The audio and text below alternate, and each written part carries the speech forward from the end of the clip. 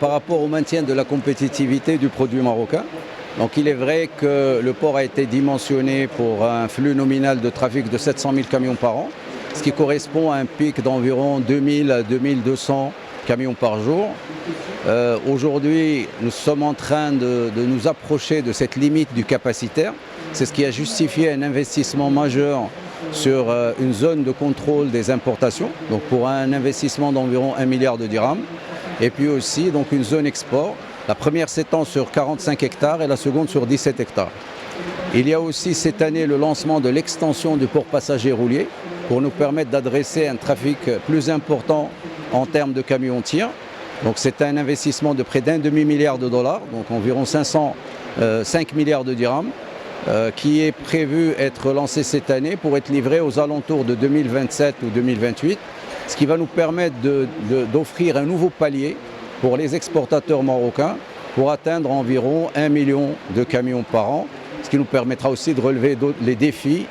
liés à l'organisation d'événements majeurs au Maroc, comme le mondial par exemple, qui va nécessiter de nourrir beaucoup de monde, de déplacer beaucoup d'équipements et de personnes.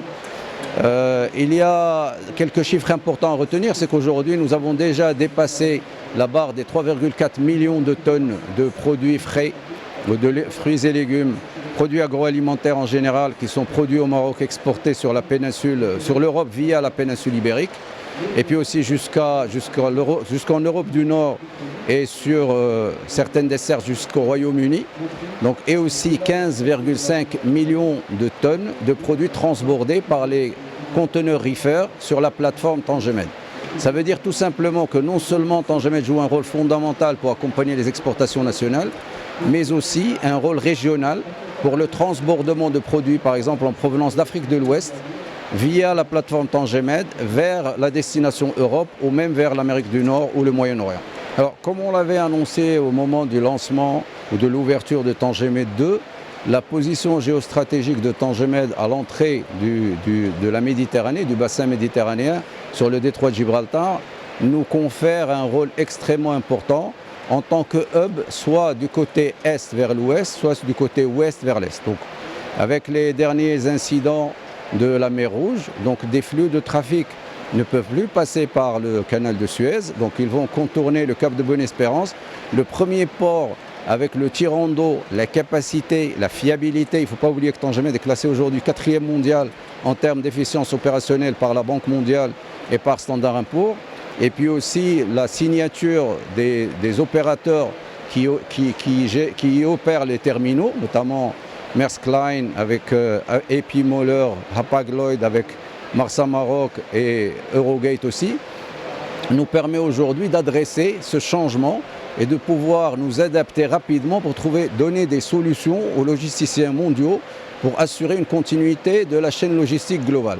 Donc Tangemed aujourd'hui est un véritable acteur parfaitement intégré qui existe sur la carte du monde pour le transbordement de marchandises Est-Ouest et Nord-Sud. Aujourd'hui, nous avons pratiquement fini l'année dernière avec 8,6 millions de VP, ce qui nous place de très loin en tant que premier port sur le bassin méditerranéen et puis aussi pour la première fois dans le top 20 mondial. Donc nous sommes 19e mondial en termes de volume de conteneurs. Et puis aussi, nous sommes un port qui résout beaucoup de problématiques, notamment ce qui est lié à la compagnie Marhaba, avec le voyage des Émireux, et puis aussi le trafic de camions en just-in-time pour toute l'industrie automobile qui s'y est établie. En fait, ce salon joue un rôle central pour, si vous voulez, réunir tous les acteurs de l'écosystème agroalimentaire marocain. Donc c'est un passage obligé. Et nous sommes obligés d'être là pour pouvoir rencontrer en mi-saison l'ensemble des acteurs, en fin de saison, pardon, l'ensemble des acteurs, éventuellement récupérer toutes les remarques